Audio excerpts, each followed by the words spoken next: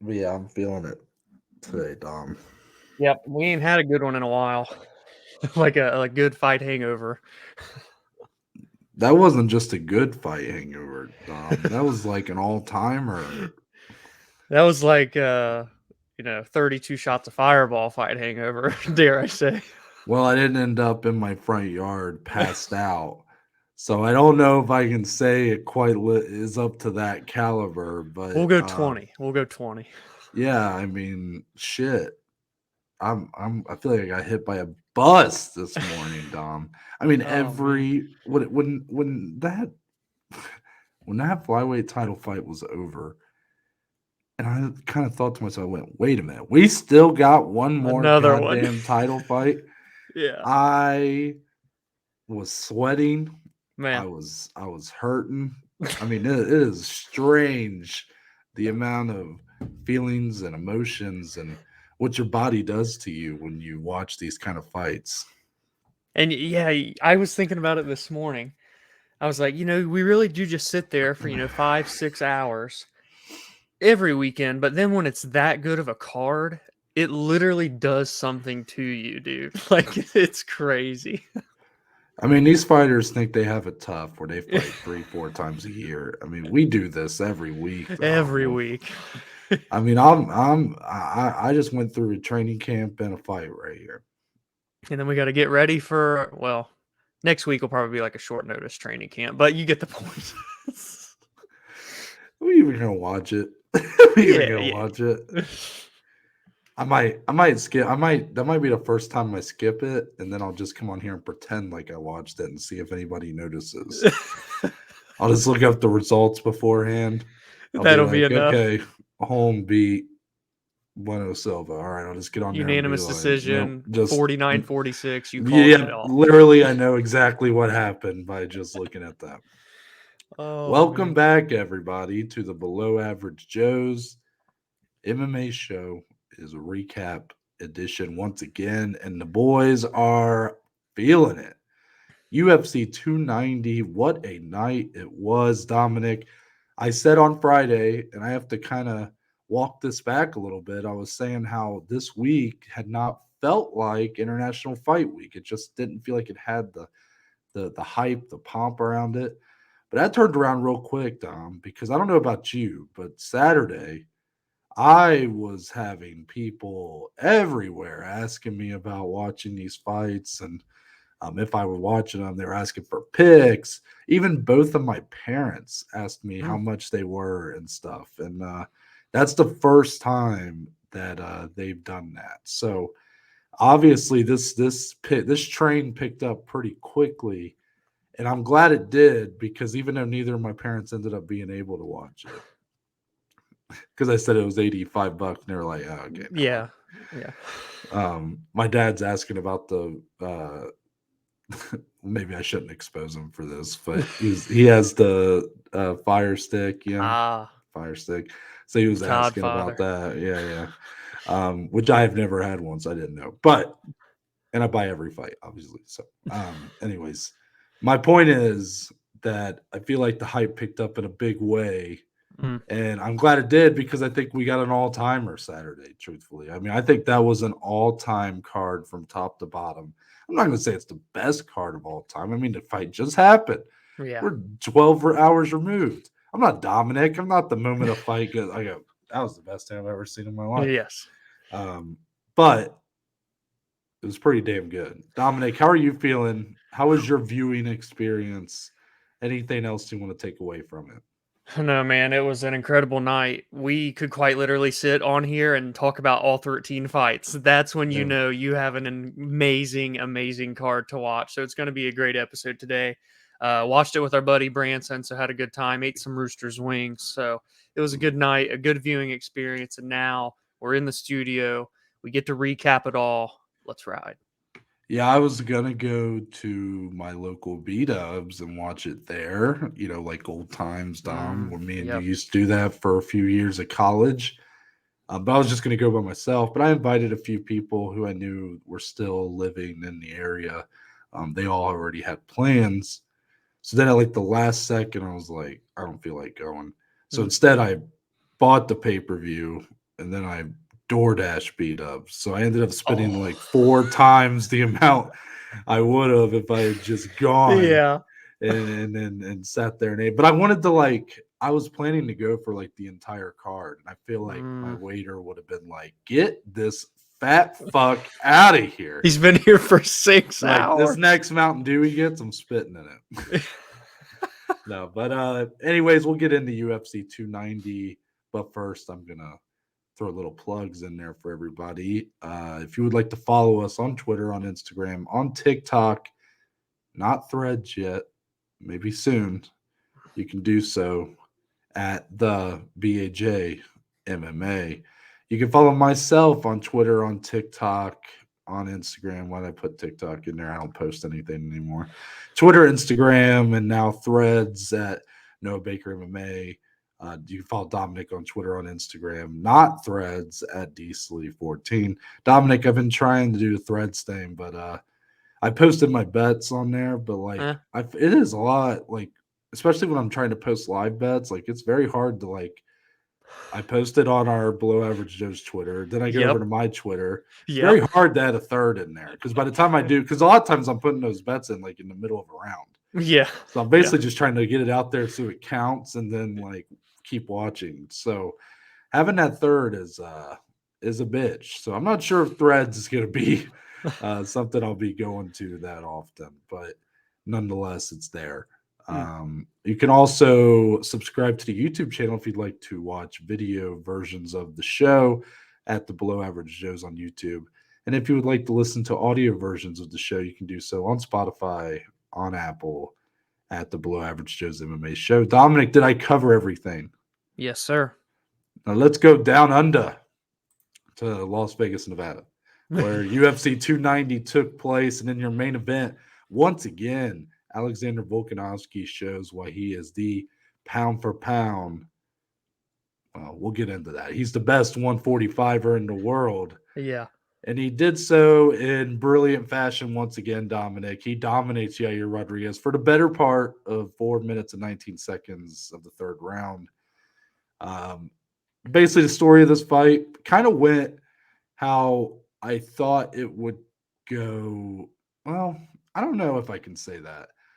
I saw the idea that Volk would do this early, where he kind of dominates. Yair was a bit of a slow starter. He showed that against Josh Emmett in times before.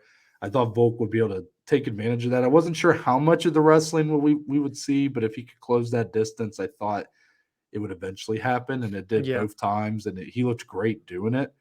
And then I kind of thought if however much longer this fight continues, I thought Yair would pick it up and that it would become interesting to see him throwing a lot of those fast, unorthodox kicks and wild shots from range.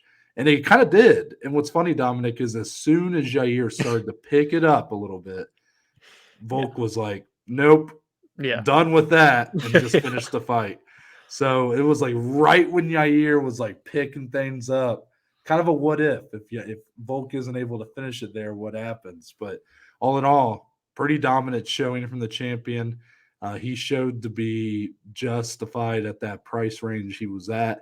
Yair, a formidable test, guy that I still think has some big fights in his future. But it was not his night, Dominic. Your thoughts on the champion Volkanovski's performance? He's incredible. We're in another one of those special eras. You know, we've had the GSPs, the Andersons, the Mighty Mouses. Kamaru Usman had a long title reign. You know, now we're getting this Volkanovski era that we're in, leading the charge. He's the best 145 pounder in the world. You can make a very clear argument he's the best pound for pound fighter in the world. I think he is right now. I know John is technically number one in those rankings, but it's just unbelievable. Every single fight, just when you think you've seen it all from Volk, he does something else. No matter if it's vastly different or just a little bit different, he does something to just like make you really wonder just how good is this guy. And like Noah said, literally Yair was having his best round and best moments in the third. The commentary's like, okay, you know, Yair's starting to flow a little bit. He's landing, having a good round.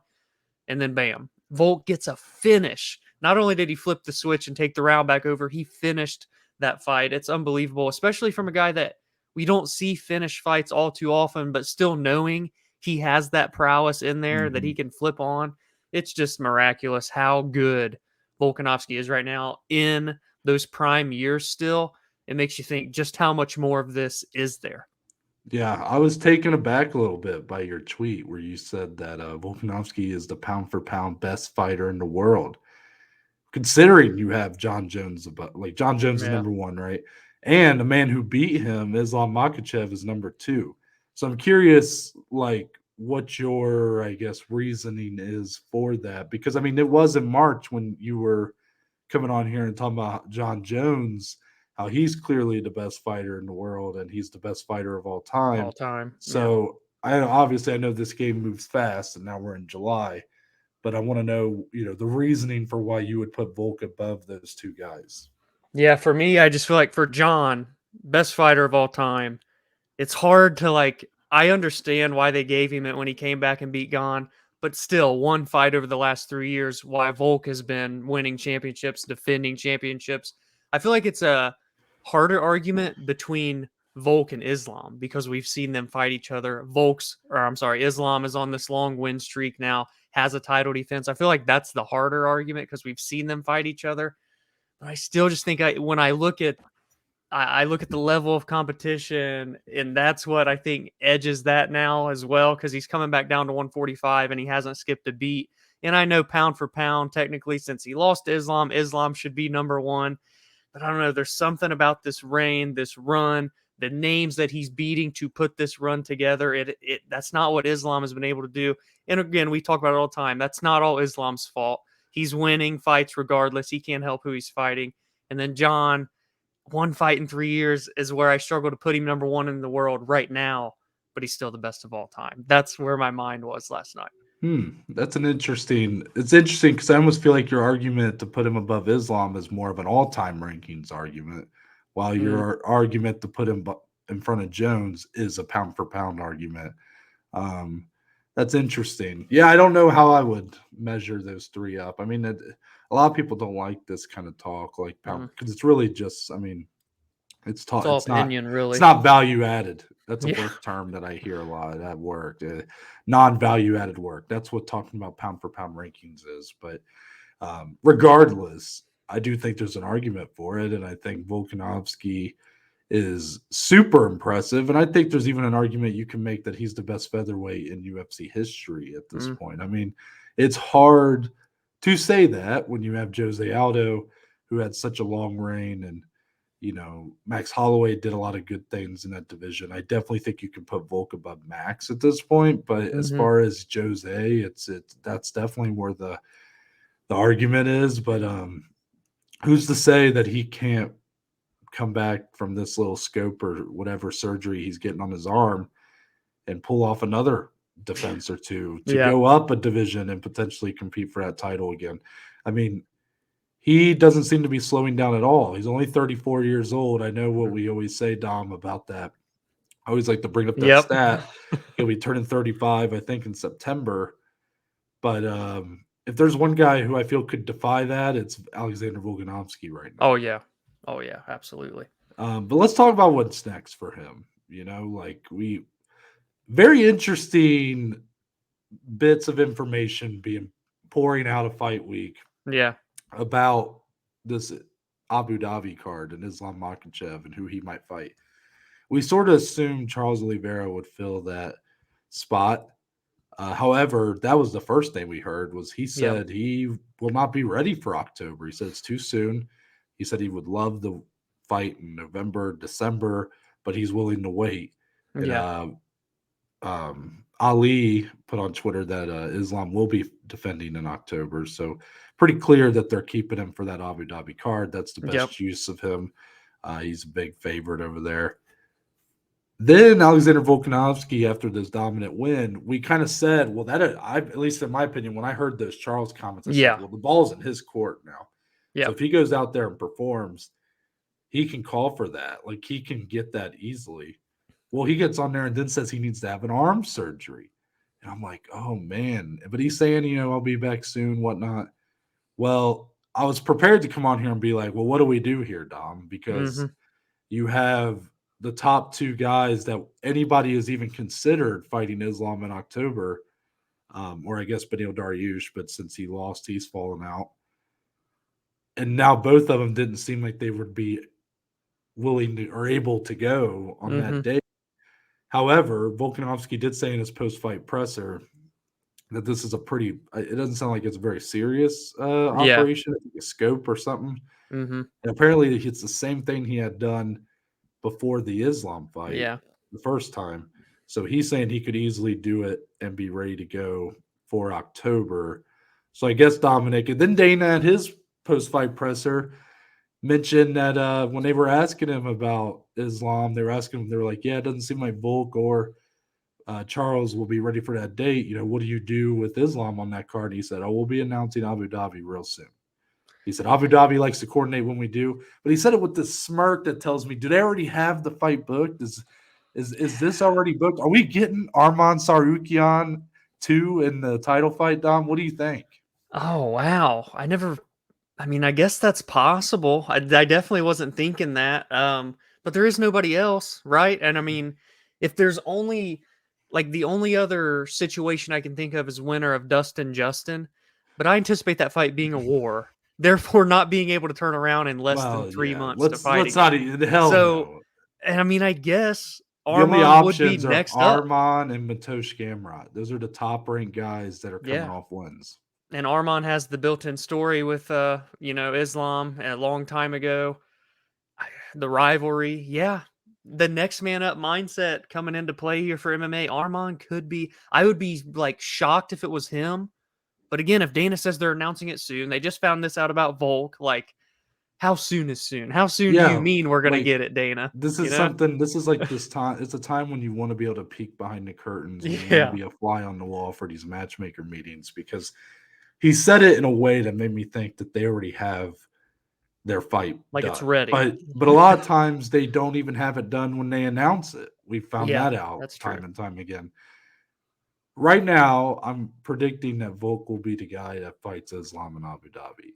Yeah. But if it's not him, I think it's Arman Sarukian. It has to be, right? Great timing, by the way, because I just bought an Arman Sarukian full violence T-shirt, so I'm happy. That'd be big time for the brand Yeah. right here. That's true. That's true. But yeah, I think it's very interesting. He also they had a face off Volk did with Ilya Tuporia outside the Yeah. cage. Yeah.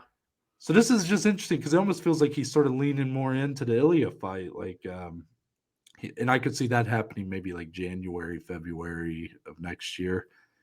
So it's like, okay, he's kind of leaning into that direction, but then he also says he wants to go back up and compete for that title. So I don't know. It seems Yeah. almost like I could see the UFC kind of being like, all right, maybe not have Islam's next fight be Volk again. Let's have him fight someone like Somebody Arman new. Yeah. and see if he can kind of build a reign, get a little more hype behind him, a little more, credit to himself as a Hmm. champion, and then bring Volk back in for another and make it a bigger fight. That's my mentality. I hate immediate rematches. I love when guys go their separate ways and they come back and it's a bigger fight, but it's also a risk when you do it that way. Yeah, for sure. And to your point about Volk, you're right. Like I fully expected him to go on and meet like Islam all the way. He was going to push, push, push. It's happening in Abu Dhabi. I thought he was going to be ready. And you're right. He didn't really commit fully to either, but it almost felt like he was more enticed by fighting Ilya Tuporia. And then you add in that face off. One thing's for certain, let's say, Ilya's next up at featherweight, no matter if it's an interim shot or Volk, right? I feel like that after last night, it's hard not to say that at least. And But then you never know. and then here's another interesting tidbit from Dana's post fight presser. I'm not sure if you watched this. I don't know if I'm just I saw the relaying thread. information. Oh, the thread. Okay. Well, that means you didn't watch it, but okay. Right. You have a very funny way of telling me you haven't watched something or done something. You say like, no, but I did this. It's like, And I okay, well that played means you. Battleship. Yeah. It's like okay, but you didn't do what I'm asking you, and that's Yeah. not a big deal. Just I feel like I'm like your parent, like asking you if you did something. No, but in that you probably saw, I guess, from the thread that Dana was talking about how he had never considered going to Spain, and Yeah. then once Ilya spoke up about wanting to go there, now as people are looking into it. And I found Yeah, that very interesting because I'm like, well, who else would you headline that card with besides Ilia Tuporia? exactly. So are the UFC preparing if Max were to beat the Korean Zombie? Are you preparing to do a Max Ilya fight night headliner maybe sometime beginning the next first quarter next year? That's a lot of planning, and I Logistics. don't know if the UFC really do it like that. They seem to go off the cuff a lot, and I don't know, but like, why else would you look into a Spain fight night if you're not going to headline it with Ilia Tuporia? You know what I'm Yeah, saying? because like, can you do a pay per view there? Like I don't know, their first time going there. Can you do like Volk and him there? That's a Well, that's interesting. I you know maybe. Vulcan enemy territory, but maybe I don't Yeah, know. I was thinking of it as a fight night, but yeah, I mean, I Yeah, guess it's possible. Depends on how ballsy they want to be. yeah, Mm. The possibilities are endless, is They needless to are. There's say. a lot of I like to options. come in here with more like clear directions for everybody.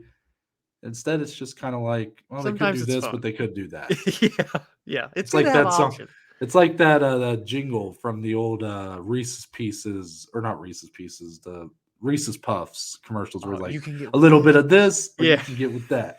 yeah, That's what we're working with here. That's a song called Black or by Black Sheep, by the way. But anyways, let's move on to the co-main event, Dominic.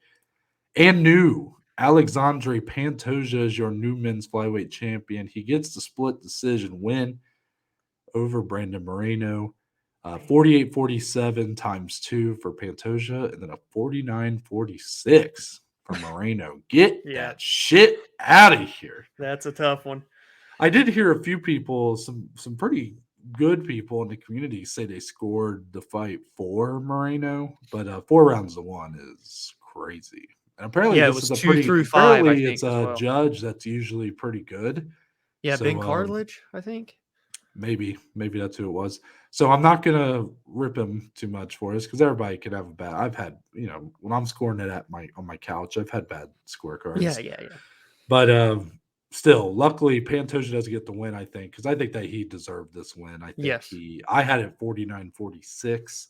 Mm-hmm. Pantoja personally. I gave Brandon Moreno the second round, but then besides that, I thought Pantoja kind of surprisingly just had the better moments. He was very opportunistic in getting the back control and controlling this fight in general, landing some really good shots that had Moreno hurt at Yeah. times. I mean, Dominic, when round two starts, or maybe it ends, when round two ends, tell me you're not thinking what I'm thinking here. Moreno just had a great bounce back round after round one went to Pantoja. It's 1-1, and Pantoja looks the body language is not right Oh yeah. when you're looking at Oh him. yeah. He looks tired. He looks somewhat, I don't just want to say defeated. He looks discouraged.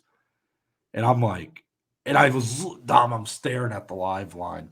And God, man, Pantoja was like a plus 500. And I'm like, God, but I see where this is what's going to happen here. Exactly. Yep. Moreno's going to get that fourth or fifth round TKO finish. Yep. Pantoja, the big question was his gas tank. Yep. It's already showing signs of slowing down at the end of round two. Moreno's not an easy guy to finish. Has never been finished in his entire UFC career.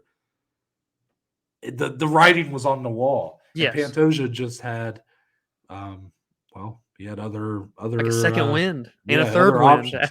It was Yeah, crazy. it was very opportunistic because that never really it kept showing the whole time. Like it's not like all of a sudden he looked fresh again, Yeah. but he showed a lot of heart here. Obviously, he showed a lot. He fought through a lot of adversity, Mm-hmm. and he made the most of his moments. That's the best way you can put it. A lot of these rounds would be even, in terms of like the striking or whatever. Yep. Even at times later in the fight, Moreno was probably getting the better of some of those exchanges. But once he had that opening to either get the fight down or get the back or something, he found a way to turn the odds in his favor, Yep. to win the round or make it look good for him going into the next one. So I think that's the kind of performance that is required for, especially in this kind of division where the finishing rate's not typically very high. for a guy like Pantoja to be as slick as he is while in the madness of this fight, to be able to be so opportunistic, it's a very big winning recipe, and he was able to get it done here. This fight, not very often when I watch a fight do I think of a old boxing fight, but this had the vibes of Gotti Ward, which I know Dominic probably is not familiar with that fight. Correct. It's one of the all time just wars in boxing, Mm-hmm. and this fight really took me back to that. It was amazing. It's the kind of fight that I'm glad we got from these flyweights because Yes. with this kind of crowd, Yeah. this kind of event, they're in the co-main event. I think they kind of stole the show here, Dom. They absolutely did. I mean, they got the fight of the night, deservingly so. All the fights that went the distance were great, but this was incredibly high level. And again, like Noah said, we're happy that it happened at 125 pounds because that weight class deserves all the respect in the world, all the shine in the world. I mean, did you hear the pops from Moreno? Me and Branson were talking like, dude, we're trying to think of like the landscape right now of stars in the UFC. We're like, Moreno's like top 7, top 5, like just stardom. I feel like right now in the UFC of active fighters, it's crazy, and I think that's why you even got a sprinkle of booze at the end, not because Pantoja won, but because so many people love Brandon Moreno, Yeah. and I never will support booing. By the way, that was crazy after a fight like that, but it was incredible, everything you want, and Noah painted the picture perfectly because that was the story of the fight. As soon as round 2 happened, I remember vividly saying, "This is it." It's gassed already. Moreno gets stronger as the fight goes on. Round 3, round 4, round 5, there's going to be a TKO finish, I feel like. And then somehow, some way, like Noah said, also never looking like he had this resurgence of gas in the tank, but he did just enough. And usually, when we're on here talking about someone showing their heart and toughness, it's in a losing effort, right? Yeah, But not right. this time. His heart and toughness really catapulted him into getting those big moments and winning this fight. This was quite a performance for Pantoja because I feel like he wasn't getting his flowers and this win streak that he's on and just how good he really is. But now to have this performance against Moreno, I think it's going to open a lot of people's eyes to how elite of a talent Pantoja is. Yeah, and that's a tough one to swallow for Brandon Moreno to win the title. That's his second title reign to now come Mm-hmm. to an end before he can make a proper defense. But Dominic, that's where this gets very interesting too, is as we talk about maybe what's next. It was asked at the press conference about running this fight back. Obviously, Pantoja technically has 3 wins now over Moreno, but in terms of what their records, they fought twice In in the UFC, yeah. Z. The one time was on the Ultimate Fighter. Those are exhibitions. So he's 2-0 on the record books against Moreno. So it was asked, do you run this back the third or fourth time, whatever they said. And Dana's like, I don't know, but he's like, when you see a fight that good, it's like, why, who wouldn't want to see that again? Yeah. And Dominic, I do kind of feel like that's the direction the UFC will probably go. It's the Brandon Moreno being involved in the title picture is the biggest thing you can do at men's flyweight. But I love the idea of seeing Pantoja take on an Amir Albazi or, of course, a Yeah. rematch with Brandon Royval. Yeah. And whichever guy in that equation wouldn't be in the title fight, I think would be a great next fight for Brandon Moreno. Yep. And then, Dominic, you throw on it that I believe next month, right, we're getting Kai Car France and Manel Kopp, right? Yes. Yes. And that's a great little group of 6 right there that are kind of fighting their way for title fights. And truthfully, all 6 of those guys could end up being champion at some point. That's how this division Oh, yeah. feels to me. Yeah. Like I said on Friday, all these fights are going to feel like 50-50 fights where it's just going to come down to kind of like how this fight did, these moments in each round to kind of steal it one way or another. I think we're in for a lot of great fights in our future at men's flyweight, a lot of intriguing title matchups. And honestly, it's going to be hard to really have a very long run in this division, I think, for a while. Yeah, I think it'll be a while before we get a long reigning champion. And you can't go wrong with how you want to match up those 6 people. Obviously, 2 of them are booked together. I do this if I'm the UFC. Pantoja, Royval, Moreno, Albazi, and then you have Cop Kai Cara France. I think that would be for me as a fan, fresh matchups.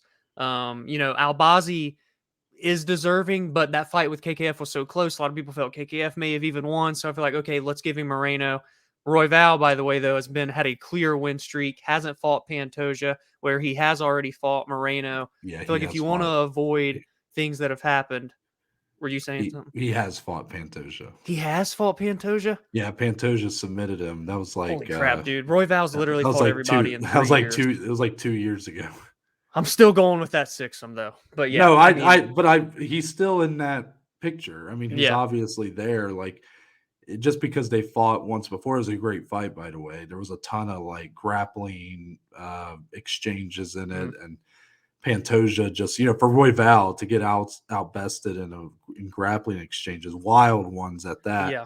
was very impressive. And ultimately, Pantoja got a second round sub, I believe, in that one. So it was a great fight, though. But yeah, it was like on a fight night like 2 years ago. So Yeah. it's one of those fights that if you don't like, if you, I just happened to watch it before we recorded Mhm. Friday, so that's how I kind of remembered it. But no, I still am in support of that. That's exactly what I said. That's the six I Yeah. would do right there. I mean, Yeah. I wouldn't be upset if they threw Amir Albazi into Right. the title fight and then you do the rematch with Moreno and Royval. Hmm. But I do believe they probably end up running this one back. You think And so? I'm also okay with that. Like, I'm not mad at Yeah. that. The fight was so great. How can you be mad at that, right? It's Right. just it's all a matter of Dom that, if you do a Pantoja and Royval fight or Pantoja Albazi, realistically, like, that fight just doesn't have the eyeballs on it that doing Moreno and Yeah. Pantoja again would. Yeah. And if Pantoja beats Moreno again, maybe that just boosts him even more. And then that could lead to him kind of carrying the weight or the shoulder of the marketing or whatever, the advertising, as he tries to defend against the Royval or whoever. So that's the direction I think they will end up going. But I'm fully in support of what you just that pitch right there. That's what I want to see. Yeah. And much like the first discussion, you got options and you can't go wrong with any of Well, them. So like, it feels it's a little more clear at least, but the yeah. big wrinkle is if they run it back, right? Like, Yeah. it feels pretty clear what we would like to see. But I guess you're right in a way. I mean, if they do run it back with those two, then I think you probably end up doing Royval and Albazi, right? Albazi. And yeah. Yeah. Which is also a great fight. Yeah. Oh, flyweight's just great, huh? God. And it is. Let's talk about our feature, Val Dom. I think we have some apologies to make to I saw this banner and I started giggling when you put it on. I didn't know whether to put 26 or 36. He Or threw the out real both one, of them. 23 and me. Yeah, no way. Feature about Dricus Du Plessis, Dominic. I think we all owe him an apology here on the show. This is crazy. He not only TKOs Robert Whittaker, Dominic, he kind of did it with ease. The Two way he ended the minutes, first round. 2 minutes, 23 seconds of round number 2.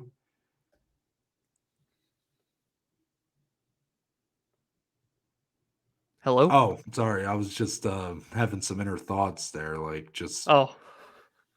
I've never seen something just so that Oh. that fact in of itself I just thought is. something froze. I see. I see.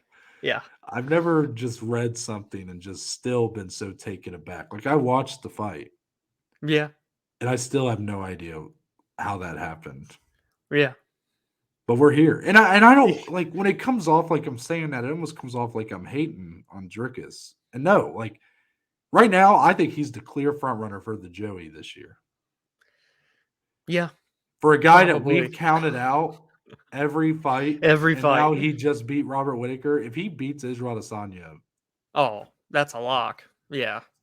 Joey, Yeah. we'll mail it to him personally. We'll give it to him in September. Yeah. But in all seriousness, like, I mean, Dominic, this guy, maybe there was something to the whole nose thing, huh? Maybe.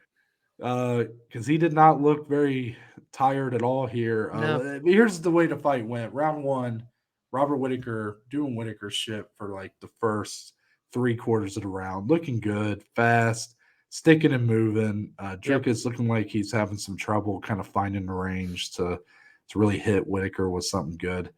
But then by the end of the round, he gets his hands on him, takes him down, bloodies him up a little bit with some Yeah. elbows, was it, I think, Yeah, on the dude. He ground? beat him up, man. Yeah. So he ends up kind of stealing that round in maybe the last minute and a half or so. Round 2 comes. Hmm. Whittaker back on his bike, doing the same thing. But then a Dricus jab comes from the heavens and sends Robert Whittaker to Wobbly Street. And then it's just 10 seconds later, it's over. He's done. He knocks him out. I Crazy. still can't believe it. I think, Dominic, there's going to be some people commenting on this saying, we're going to get some shit. And we deserve it. I mean, I said my biggest lock in this card. Yeah. I've never been more confident than I was in Robert Whittaker to win here.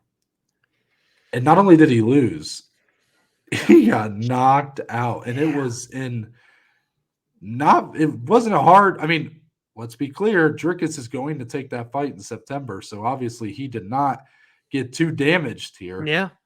He made it look pretty smooth. Well, as smooth as Dricus can look. Because it was still awkward as hell. Yeah. And that's the thing, right, Dom? Is like, I'm not going to say like, oh, he looked bad here. He didn't. He looked good. This is probably one of the better full from start to finish showings we've gotten of Dricus.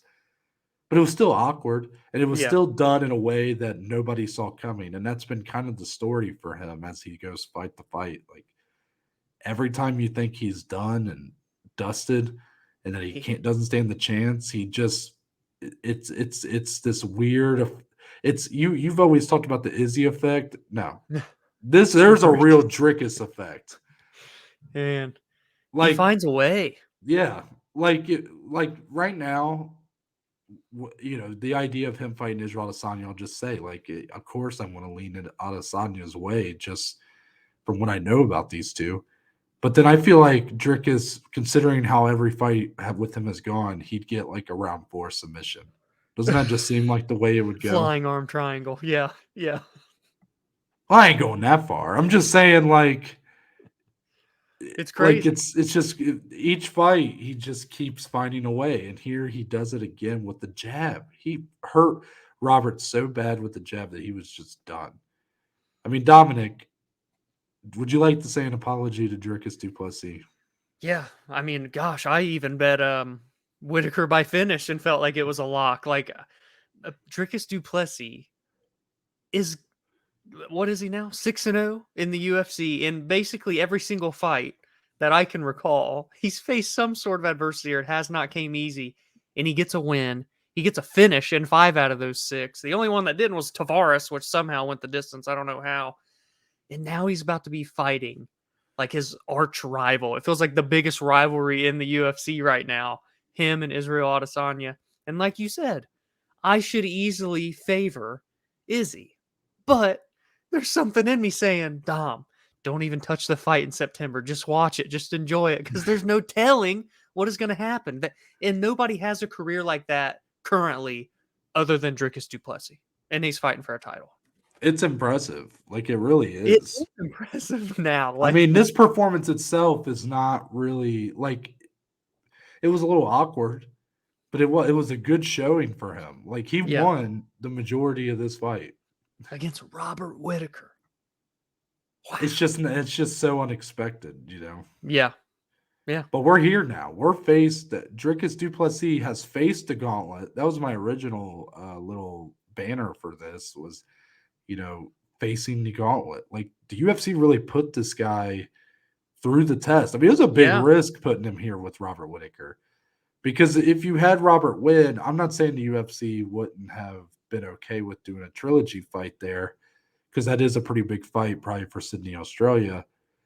But I don't think it's the fight that, at least for American fans, that we were hoping to see next. Right. Fresh face, whether it's Dricus, Sean Strickland, it just seems like a more appetizing fight for the average American fight fan. Yeah. Dricus, however, like after the Derek Brunson fight, you could have made the argument that they should make that fight They because should it have just had done it. legs to it. It Yeah. had legs to it. Those two guys did not like each other, but they gave him Robert Whittaker and he passes that test. Like, wow, he earned it, man. Yeah, He there's like no absolutely denying it. earned it. Yeah. Absolutely earned it. And honestly, like I'm happy for the guy. Like Yeah. I've counted him out. I feel like he is someone that I I feel like I've counted him out more than I counted out Bilal Muhammad. Am I wrong? Like I know with Bilal, like it was maybe with a little more there was a little more spice behind it where I Yeah. was but with Dricus, like I feel like I've never once with Bilal said like, oh, gone against him like on a bet and be like, this is my biggest lock like of my Yeah. life, basically. Yeah. I'd say that's fair. So let's talk about what happened after the fight. How about that? I'm It sure was you're excited to talk about that. it was interesting. So Israel Adesanya comes into the cage while Dricus is giving his post-fight speech. He says, well, Dricus is talking about Robert Whittaker, giving him a ton of love, talking about what a legend he is, which I thought was very nice. Yeah. But it was hard to focus on because the camera had it. Izzy's like in the So where back. is he? I saw someone posted on Twitter. They're like, he's behind me, isn't he? Like, and as he's like, I don't know where Robert is, and he turns around, and you see that's like the first time he sees Izzy's right there, Yeah. and he's kind of like, okay, so this is happening right now. And then things got a little interesting. I don't know if Israel Adesanya had lost his voice from the Dan Hooker fight, or maybe he had had a few margaritas or something. I'd say a I good don't know. mixture. Yeah. Yeah. Not his best moment on the microphone. Yeah. He gets in the face of Dricus Du Plessis, and obviously, if you look at either one of us, we cannot give you the full script of what happened here. Yeah. But a lot of racially charged kind of Mhm. comments. This all stems from when Dricus said he wanted to be the first true African champion, take the belt back to Africa and stuff. He's from South Africa, but Mhm. of course, he's a white guy. So that's kind of this whole thing is he's like, how are you going to tell me that I'm not African? That's Mhm. led to a lot of back and forth with these two. Yeah. I mean, this goes deep, Dom. I mean, you're talking deep into stuff Yeah. that's way beyond me or your level of intelligence here. Yeah. But it's deep and it's real now and it's here. And I'm curious how you feel about this. Like, because Dominic, I mean, you're a guy that you get uncomfy with stuff pretty quick. Mm. I mean, I've had a few jokes on the show that have had to be cut because Dominic was not very comfy with it. So when you see this kind of back and forth, this kind of what we're likely going to get as a lead up to the fight, does it put you in that place, Dom? That place where like, do you kind of wish you could just cut the fight build up and get to the fight itself? It's likely going to get ugly, I would imagine. But somehow, some way, I feel like it would have been pretty ugly if like Sean Strickland would have Well, also been fighting Izzy. So, like, isn't that true too? Like either it's way, so true. Yeah. But yeah, this is, I think, the most personally like hatred, competitive, everything in a rivalry is this fight because it's not just competitive, but it's personal. The battle of the country, everything about it, and then you have that last night to start that build up when we're not even getting the fight for 2 more months. That's 8 straight weeks of this going back and forth, of press conferences, of interviews between the two. It's only going to keep getting maybe not worse and worse, because I will say alcohol maybe played a factor a little bit last night. But regardless, the hatred's there. If you've seen the clip of Izzy and his brother talking about this fight, that's all you need to know about how deep this cuts and how Izzy literally said he wanted to fight no one else in the world except Dricus next. And now he gets that opportunity. It's going to be absolutely massive. It's honestly almost a shame they can't even do it in Africa. That's like the only thing that would really send this over the edge, would be having it there. But instead, you're doing it in Australia, which of course is where Izzy has deep tied roots to and where he trains, of course, now as well. So, racial things aside and uncomfortable things aside, that's the fight game, of course, as Dana always says. That's what he said last night in the post fight presser. And that's the fight that we're gonna get. It's gonna be a ride. One of the Wow. wildest builds I feel like we've seen in a while will be this one. Who needs PR when you got Dominic Slee? I mean, Dana should just hire you, Dom. Just hire you to be on his PR team. That's the fight game. How many times are we going to hear that? But Every I mean, week. in a way, it's not. I mean, I'm not.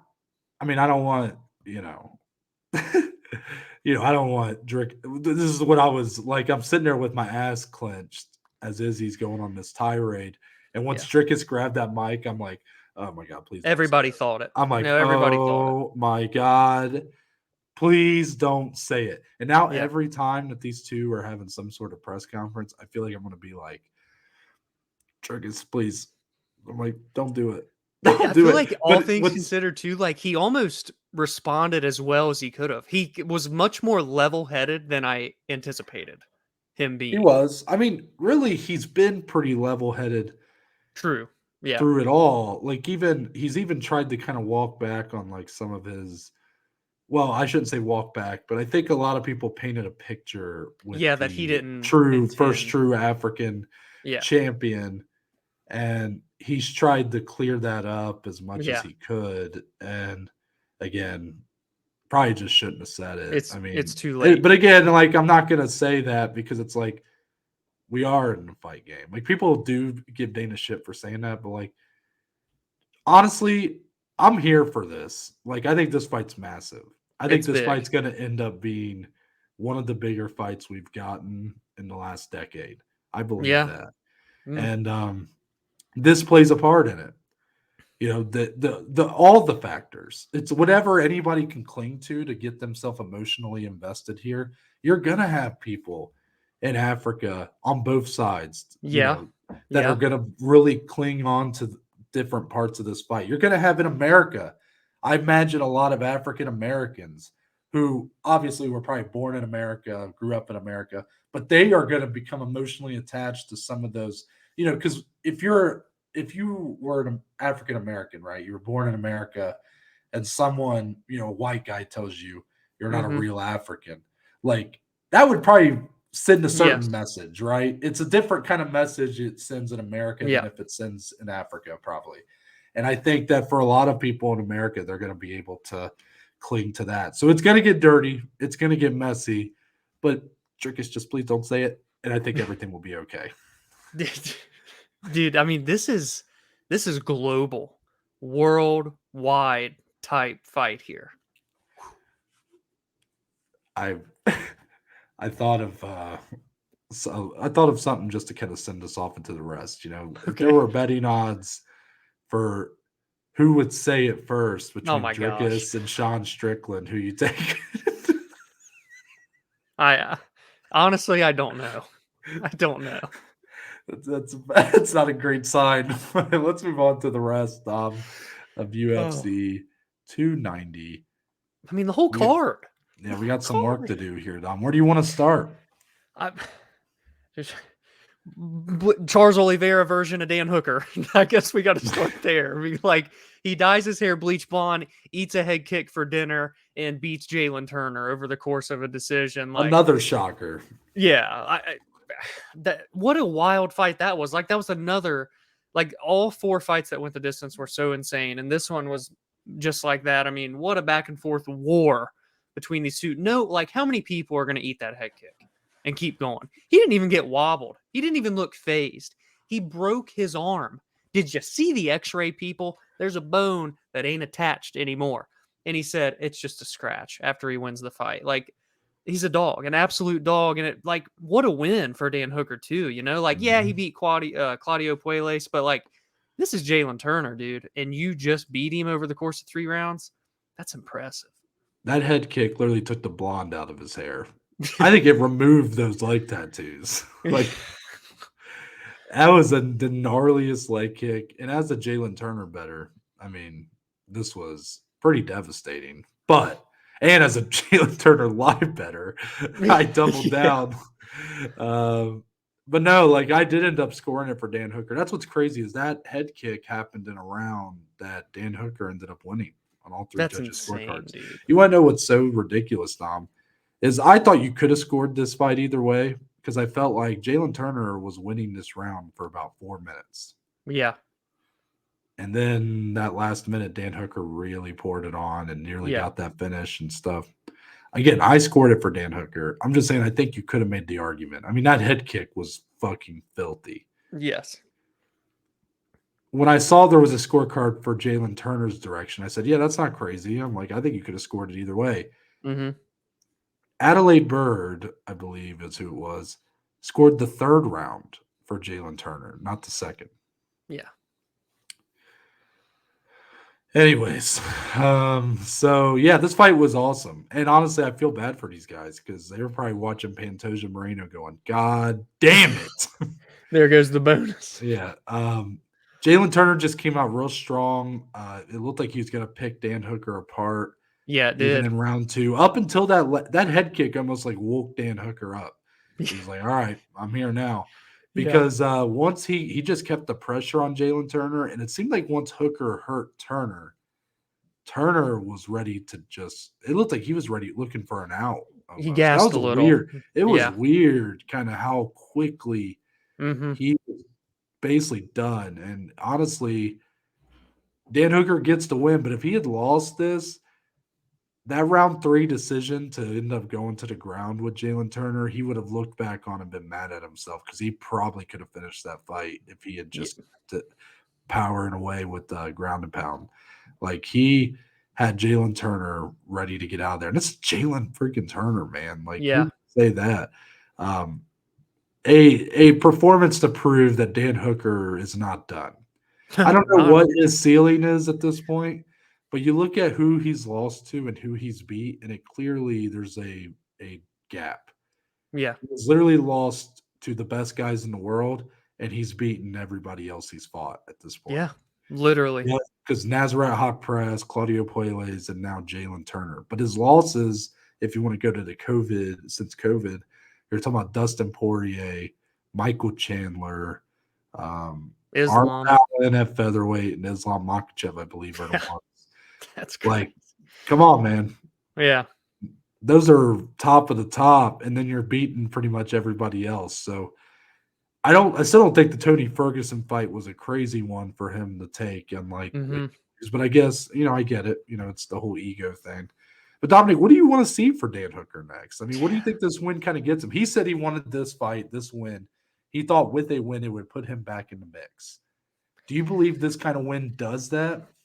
I think it puts him back into relevance, because I feel like Dan Hooker's always relevant. I don't mean that in a bad way, but in terms of you're beating Jalin Turner, number 11 in the world. That's a pretty big deal. I mean, I could very much see him fighting the Grant Dawsons, the RDAs, the Matos Gamrots. And I think those are all really good fights. Dare I say, even him and Fiziev is a fun fight. They're all fun fights, borderline all winnable. I'd say the least winnable is probably Fiziev. But I mean, after last night and what he went through with Jalin Turner and still wins, I'm not going to necessarily go and have any fits about any of those top 10 matchups. I mean, he likely will fight someone inside the top 10 next, and I have no issue with it. Well, I'm glad you got to take all the answers to that question. So I guess I'll just piggyback on one of Dom's 7 answers and say Grant Dawson, I think, would be a great next matchup. And the reason for that is because I believe Grant Dawson himself was saying this week that he had been told by the UFC that he would likely be fighting the winner of this bout. So, okay. I believe that was this bout. Yeah. So, Grant love Dawson, Dan Hooker, I think that's the kind of matchup for Grant Dawson to get his name out there. And obviously, I think it's a winnable fight for Dan Hooker. I do. Yeah, I like it. Let's do it. 5-round main event? Maybe, maybe not. Don't need it, but wouldn't be upset if they did it. It's better than Holly Holm, Myra Bueno Silva. That's fair. How about Bo Nickal? Let's start. We've seen it with the hands now. I'd like to see him tested in wrestling, right? Yeah, that would be actually really nice. I would like to see that. We know he's a striker. Let's see if he has some wrestling to back it up. Do you think he could, Dana said that they didn't want to push him too much. Compared it to the build of Cain Velasquez. That's been a long time ago, so it's hard to remember the build of Cain. But I get his point anyways. So maybe not that big of a jump up here. Maybe not top 15. Maybe someone on the outside looking in. Maybe two more on the outside looking in. I don't know. How do you think they kind of approach this for Bo? I do think agree with you. I'd love to see him fight a grappler.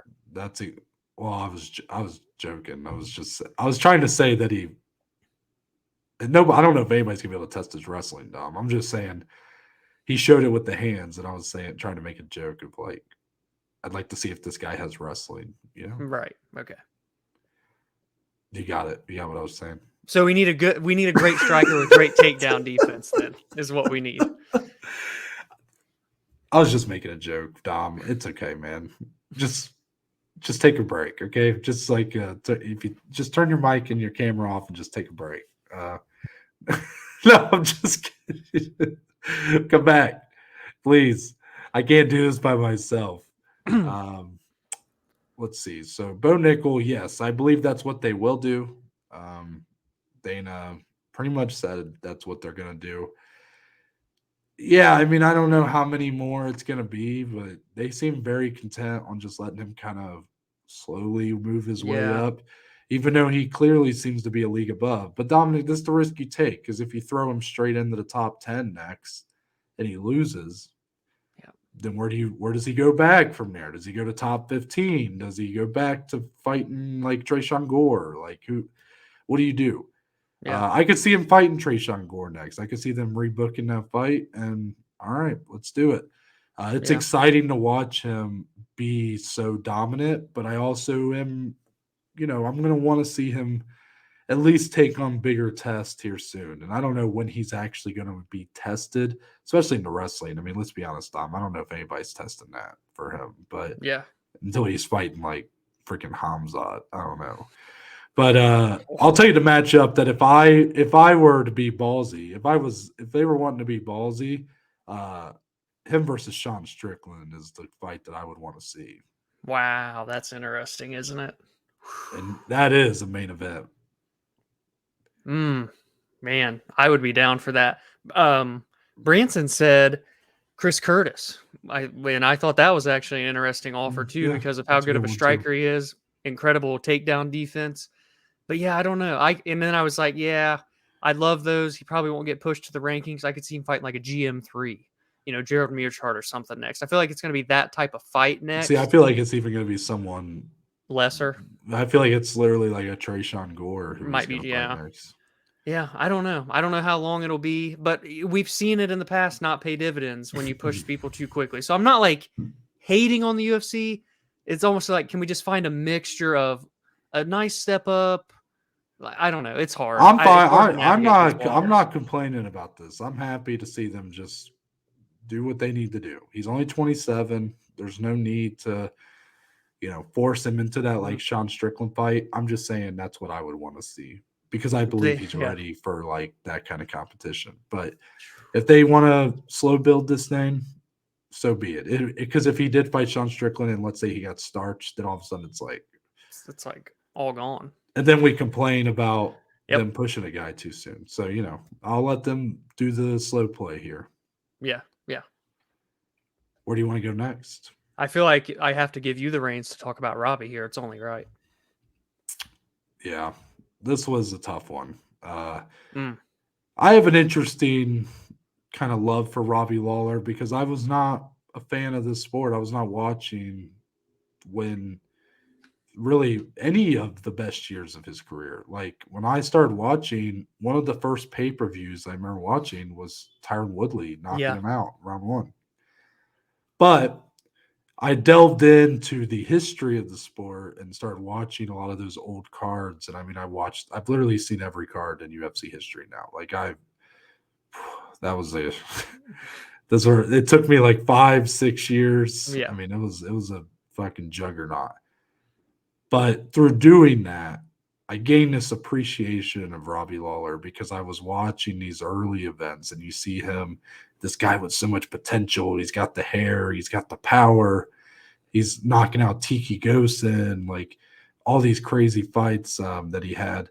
But then the career fizzled out. You see the Nick Diaz fight and stuff like that. And I remember Dominic even telling me at that time, he's like, yeah, that's what I remember about Robbie Lawler was he was kind of like not very good his first time in the UFC. I think that's just what you casually you're just saying that's because I'm still new to it. And you're like, and then he comes back and wins a world title. And then you kind of see like how long he was gone. And not even just how long he was gone, but Dominic, his Strikeforce run was a mess. I mean, Yeah. I didn't realize how bad it was until some of the career retrospectives going around about him. I mean, this guy, he'd like grown out his beard, his hair's like kind of grown out, but it's like bald, spotty, and stuff. He's like falling asleep during press conferences. Like he looks like he literally doesn't want to be there, doesn't want to like really do it anymore. And then he comes back to the UFC and something reinvigorated him and he goes on the best run of his career. And it's a legendary run with my favorite title fight. It's him and or Charles is like my favorite title fight or my favorite title reign to watch from start to finish. And he went out the only way he could. And I mean, the violence gods would not be denied this night because Robbie Lawler got it done in 38 seconds versus Niko Price. Dominic, I thought I saw a look in Robbie Lawler's eye where he was almost disappointed that it was so quick. Yeah. But what a way to go out. You don't see this ever in MMA where a guy is able to go out on top and get the big win on his way out. I think the UFC nailed it with this. And then they showed the video and you see what they're showing Robbie's face in the corner and his lip starts quivering. I was like, I started getting misty-eyed watching it. Yeah. And man, that's a guy who's just always been about the fight. He's never really been about the stuff leading up to the fight. He's always been like, this is where I'm happiest, is when I'm in the cage. He's like, all this other bullshit, like talking to the media and stuff, it's fine. But like, he's always been short on answers and stuff. And this week and this night to see him kind of show a little more emotion, just show a little more of himself. It was perfect. I don't know if there's anything in MMA that compares that we've seen to the send-off of Robbie Lawler. Like you could say Amanda Nunes or Habib or whatever, but I mean, everything. And the fact that he gets the win and gets the video, the tribute, and you see the emotion, like everything. I think it's the best retirement we've ever seen. Yeah, and it's a shame we don't get those more, And I know it's hard. It's hard because the sport moves so quickly, and these older guys and gals get, they just get passed by, and these other people beat them. But it's these type of matchups. You know what I mean? Like if someone's retiring, these are the matchups I want to see with two guys that are veterans of the game, him and Niko Price. Either guy can win. I feel like it doesn't need to be like this one-sided thing. And it was beautiful. It was perfect. Noah did a perfect swan song, and I know that was special to him. So I wanted to give you that opportunity. It was amazing. And just, I wonder how much he'll stay involved, like he's such a guy that doesn't like that attention and whatnot. I feel like he'll kind of just chill off to the side. Yeah, maybe train. I think that's it. I don't think he's going to be like a talking head on these he's just going to enjoy it. Yeah. Yeah, that's right. That's how Robbie's lived his life, and you know what? Props to him. I'm sure he's made a good amount of money, and he gets to ride off into the sunset his way. I think that's the big difference, though, Dom. Like why other legends didn't get that treatment, because Dana said that like him and Robbie have had many conversations through the last few months where it was kind of like this is it. They knew, yeah. Because like compare this to like this is gonna hurt you a little bit. That's all right. Anderson Silva's last MMA fight in the Apex during COVID, on a fight night. He loses. That's it. Yeah. No video, no nothing. Yeah. But obviously, maybe the conversations were a little different because maybe Anderson believed that if he won here, he would keep going. Right. Or at least go somewhere else. I mean, I know he's went on to do boxing. He boxed Jake Paul and stuff, but I believe Robbie when he's like, I'm done. I know some people, Connor said like, oh, we'll see him back in December. I don't know if he can. He can't do that after all this. Like, No, I think he's done. I think he's yeah, content. He's happy, and that's what we want yeah, to see. yeah. As far as the rest of this card, Dominic, I want to give you a chance to kind of pick out your big standout from the rest of the prelims and early prelims. Yeah, I mean, we literally had a stretch on the prelims of 5 straight fights that ended by finish. Where do I go? Let's go to Cameron Simon because we kind of All have right. that South Okay. African storyline going right now. Okay. 22, 23 years old. Let's see here. I think Very he's young. 23. Yeah, 22 years old, 9-0, undefeated in the UFC now. And it was his first kind of like clean, no controversy, no fouls victory. He was a huge favorite, obviously, but he got the win against the debuting Terrence Mitchell. And I like this, down in the lower weight classes. Obviously, 135 is loaded and it's stacked. But it's cool to keep seeing fresh faces enter in. And I think Cameron Simon is kind of that next wave of people at this young, so good, so much to still learn and grow from. But I like the potential here. He's a finisher, but he doesn't fight too crazy or not as crazy as Dricus, anyways. He's a little bit more clean, but he can get into a barn burner when he wants to. I like the potential here of Cameron Simon. So young, him and Dricus are leading the charge for what they are saying is a lot of talent down there in South Africa with a lot of up and coming people that we're going to start seeing in the UFC. So I think it's just an exciting time and exciting to watch the future for this guy. Well, that makes my answer pretty easy. How about the 20-second knockout for Denise Whew, Gomes whew. over Yasmin Yaraguay? I mean, talk about a shocker of the. I mean, it's not the shocker of the night, but it's one of the top 5, I guess, which was impressive. No, but she was a big underdog here. I was high on Yasmin Yaraguay, and Gomes came in and knocked her out with the first punch she threw. I mean, Yeah, it was wow, nasty, dude. The wow. right. Also, the knockout of Jesus Aguilar over Shannon Ross. I mean, that was a nasty one too. One punch froze him. It was Yeah, unbelievable. that's something that could be on like our posterizer thing at the end of the year potentially. But there's a lot of good contenders for that right now. Yeah, Just good, this. just a great card. I think this card set the record. 4 fights ended in under a minute. That is Yeah. unbelievable, man. Like, if you didn't get to see the card last night, just go watch it. It's one of Yeah. those. It really, like, if we were watching this on a cage side rewind, it would be a pretty fucking high score that we would give you guys. So I don't it was know if amazing. would it be higher than Pride 13 for you, Dom? I don't know. I think I probably would have scored it higher than Pride 13. Isn't it Uh, only fitting though that on International Fight Week we got a special card like this? And I yeah, saw a stat that said there was a fighter from 6 of the 7 continents on this card. The only continent that wasn't covered was Antarctica.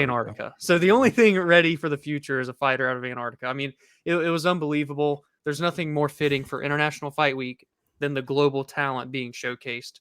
And that's what it was. Oh, let me tell you a fun stat I forgot to mention during our co-main discussion. This comes from the Twitter account of one Aaron Bronstetter. Mm, Alexandre Pantoja, being that he won last night, is now the UFC's lone Brazilian champion after a 28-day drought without a Brazilian champion, which is the longest stretch without a Brazilian champion in 16 years. that's insane. Yeah, Amanda Wow. Nunes retiring is what kind of set that Yeah, up. it took a Also, by the way, retirement to have it, I guess during this fight week, Raquel Pennington and Juliana Pena have been kind of beating the drum about getting that vacant Mm, women's bantamweight title fight. They asked Dana if he had any plans for it. He said, with a smirk on his face, we'll be announcing that real soon. yeah. Or he said we were working on some big things for that. And I Oh, was like, tell me, is it going to be Ronda Rousey Holly Holm too? because when UFC we hear 300? big things, we don't think Pennington and Pena, right? That's Hell fair. no. So, Hell and we no. don't think Holly Holm either. So, Not unless she's fighting Ronda Rousey. UFC 300. No, put it Also, in our Twitter group. Dominic, I'm surprised you didn't pick up on this, being that your TikTok is filled with WWE stuff. But apparently, I read the rumor is that Ronda Rousey is about to leave the WWE Yeah, yeah. or take a break or whatever. And she did an ad for DraftKings about the Yeah. UFC. Oh, holy crap, dude. So you're telling me there's a chance? UFC 300 right around the corner. Yeah, let's move on to the fight announcements. Dominic, we'll let that kind of sit in everybody's brains that I may be right, and if so, I will do a victory lap. You're right one time, wrong 99. This is what I get to do. Mm-hmm. Marlon Vera's got his replacement opponent, it looks like. He'll be taking on Pedro Munoz, UFC 292, August 19th. And then Dominic, the big one. Madison Square Garden, UFC 295, November 11th. Will be headlined by Jon Jones and Stipe Miocic, the fight that we've been talking about for 8 how long? 8 years. Literally the start of the podcast, though. Yeah. Like, yeah, pretty much. And then when Francis beat Stipe, it turned into John versus Francis, and now it's come back to John Stipe. It's what a ride it's been. I couldn't believe it when the announcement video. Of course, they had to ruin it with the damn Power Slap logo, like just sitting there in the background, whatever. But it's happening. Main event, UFC 295. Give me your thoughts on these two, Dom. Yeah, you kind of brought up the name Pedro Munoz as a replacement. That made sense. So that's a good fight. I mean, I'm glad they were able to keep that on the card. I think it's competitive. I think it's a solid fight. I don't mind dude, that at all. I think Munoz is live for that. Yeah. Oh yeah, for sure. And he's going to be a dog. You know it. So. Oh, he's going to be a dog. I mean, Marlon Vera. I'm not going to put too much stock into the Corey Sandhagen fight because Marlon Vera looked amazing before that. But yeah, Munoz is a tough guy no matter how good you are. I mean, you saw how Sean O'Malley looked against him, and now Sean O'Malley went on to beat Peter Yan, and now he's fighting for the title. Yeah, I'm glad they were able to salvage something. That's a great fight. And John and Stipe, I mean, again, we've been talking about it for literally almost 3 years. We're going on 3 years of the podcast, and we've talked about this type of scenario. I've given up on it many times. I've said I'll believe it when I see it. You know, yeah, it's booked now, but part of me still wants to just be like, I'll see you again in November. But I think it's awesome. Madison Square Garden. It's only fitting. And if John retires, it's in his home state of New York. Like, that's another wrinkle into this. We've talked about the X's and O's. We've talked about the legacy and what's at stake for both.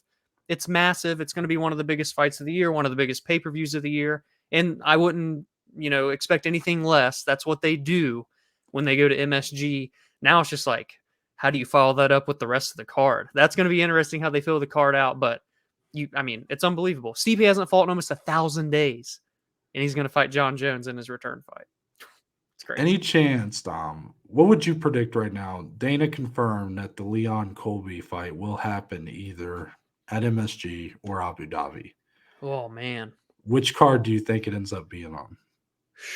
And is if it's on Abu Dhabi, is it a co-main? Yeah. Yeah, because if they're having Islam on Abu Dhabi, are they going to put Islam in the main event, even though technically Colby and Leon are heavier weights? You know what I mean? But if they do it at MSG, co-main under that, I think it'll be an MSG. I think it will. That's massive. That's massive. Card. It's their 30th anniversary card too. It's gonna, yeah. Oh shit, that makes even more sense. I think it's gonna be MSG. Yeah, that's what I was thinking too. Would they do a third title fight? Sorry, just real quick. I wonder. With those two big, massive ones? Like the vacant bantamweight for the women or something? I don't know. Like, I wouldn't be surprised. Because we know that's happening at UFC 300, so we know. Oh, yeah, true, right. Can't be but, I mean, it could be. What else is open? I mean, Yuri and Jamal Hill are probably going to be like December. Well, now Connor's saying he's fighting in December. I don't know. Yeah. I just kind of ruined the moment by talking about that, didn't I? But hey, if they don't get a third though, those two together, that's huge. Like I'm trying to think of what other your biggest stars right now. Like what other fights are left to be booked right now? Because Zhang Weili's fighting in August. Yeah. Valentina's fighting Alexa, Alexa's fighting Valentina to rematch September. Izzy's going to fight in September.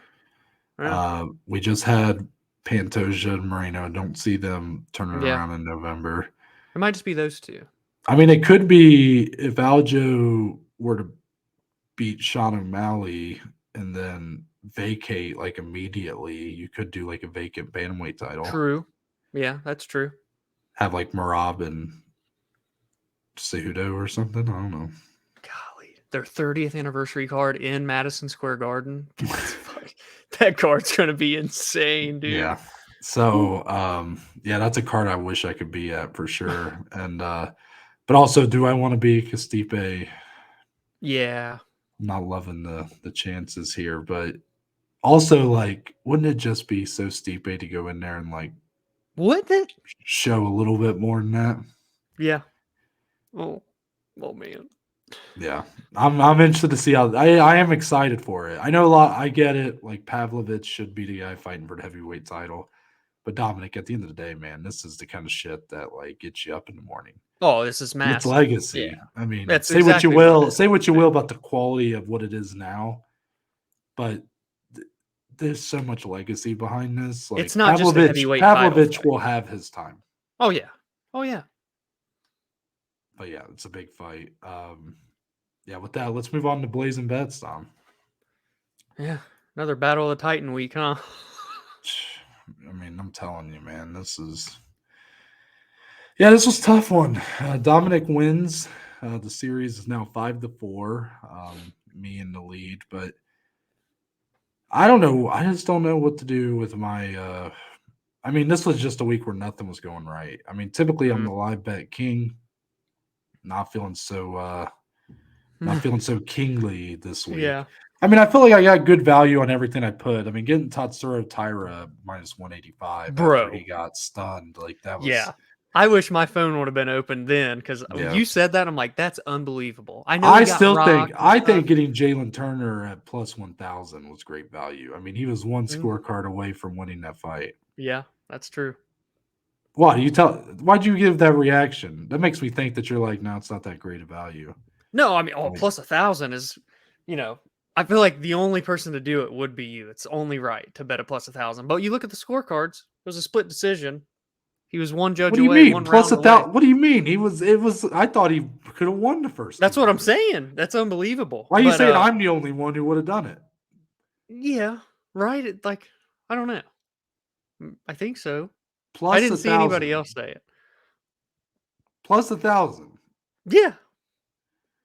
And nobody else would do that. Well, When the guy was I'm just saying potentially up it 2-0. just fits for you, the live bet king, is what I'm saying. Whatever. But like talking finding shit. value is the Tatsuro Taira one more to me. Yeah, Like that, he went from a minus 1,000 favorite to a minus 185. Yeah, that is I crazy. I don't know if I agree with you, but well, Taira was clearly going to win that fight, and Jalin was more up in the air. To me, that's how it felt. Okay. Dominic getting a big head for himself after he wins. I don't know, man. I'm gonna have to knock him back down. I literally was complimenting Noah on his live betting. No, I'm just kidding. The 2 units on Robert Whittaker. I really thought he'd come back in rounds 2 and 3 and do Robert Whittaker things, and that one blew up in my face pretty quick. So yeah, the live bets weren't going. My biggest hit of the night was Robbie Lawler, and that was the bet I placed with my heart. Maybe I just need to bet with my heart more often. They say not to, but maybe it's the key. Sucks that JDM was out of his fight, because that was a part of that 2-unit parlay I had. It ended up being minus 103 without him. I really should have just done Bo Nickal round 1 on like every parlay I had, because that was that being minus 450 is crazy. But also, of course it was. Yeah. Yeah, just a lot of things. I mean, really, if Jalin Turner gets that win, we're having a completely different discussion here. Oh, yeah. But Dominic thinks it was low value, so that's okay. Dominic, would you like to give your thoughts on your bet slip? I think I ended up minus 3.52. So if I had just not done live betting, I would have won. But, But you live by the sword, you die by the sword. Live bet king, like that's what I would do. Oh yeah, it's still the aura. There's nothing to change about it. I went minus 108. 3 and 4 total on the night. It was just a hard fight, or a hard card. Robert Whittaker by finish. I felt great in it. Lost. Tatsuro Taira didn't win by finish. Bo Nickal won in the first round. Like I missed that by a leg. My inside the distance one, Taira. That's the thing. I find myself losing 2 units here on one fight. We talked about on here before how it's we try not to, but sometimes you just get sucked into betting multiple times on the same fight. And I lost 2 units here. Otherwise, I would have had a positive night. It is what it is. But A win's a win, I guess. Battle of the Titans, minus weeks for both of us, but I come out a little bit better, I suppose. I wish I would have done better for International Fight Week because it's such a big card, but it is what it is. 5-4. I just want to tie it back up again. I want to start 0-0. Is the goal here for Blazin Bets, and I struggle, Noah, because next week isn't going to be the best betting slate if I had to guess, but time will tell. Dominic's little oh shucks attitude, like I just want to tie it back up, and I'm just here for the sportsmanship and shit. He is lying to you people. I can't win if it's not tied. No, he is lying to you people. He is sitting there when he's watching these fights. He is rooting for me to lose. I know it. That I can smell it on him. Well, I look forward to another battle of the Titans next week, Dom. Yeah. Home versus Bueno Silva on deck. With that proper way to end the show, I think, on the only segment we know how, closing statements. Point of the show where me and Dominic can talk about anything and everything, MMA related or not. So, Dominic, do you have any closing statements to send us off into the week? Tonight, on Sunday, of course, when we record this, I'm seeing Post Malone again, 2 times in under a year. I'm pumped. It's my guy. The music gets you through. That's me. That's the person for me. New album coming out this month. He's singing new songs I saw last night in his first concert. We're the second stop of the tour. I'm pumped. It's going to be a special night. I get to share, of course, with the lovely lady Jaden. So shout out to her as well. It's going to be a blast. And I'm just excited for it. I'm going to get all emotional again, just like last year, but that's how I am as a person. So Post Malone tonight, I'm pumped, and I'll give you guys the update on it next week. How close are your seats? Well, have you been to Riverbend? I don't know, maybe. Cincinnati. They have lawn and they have pavilion. We're in pavilion, like halfway up in the pavilion. So okay. So you won't be close enough to smell them. Unfortunately not. Maybe next year. Well, you said unfortunately not. I've heard that that man don't smell too good. I was hoping you could be on the inside to confirm it for me. If I can get close, I'll let you know. But Dominic would just he would eventually, whatever he smelled like, he'd be like, "That's my new that's my new cologne." Just yeah. Oh yeah. Malone. Even if it smelled like cigarettes and sweat, he'd be all about it. And then I'd faint. So. Well, Dominic, I hope you and Jaden have a great time. I will be cleaning my apartment today. That's always fun, isn't it? My name's Noah Baker. That's Dominic Slee. We are but just 2 of the below average Joes, and we'll see you guys on Wednesday.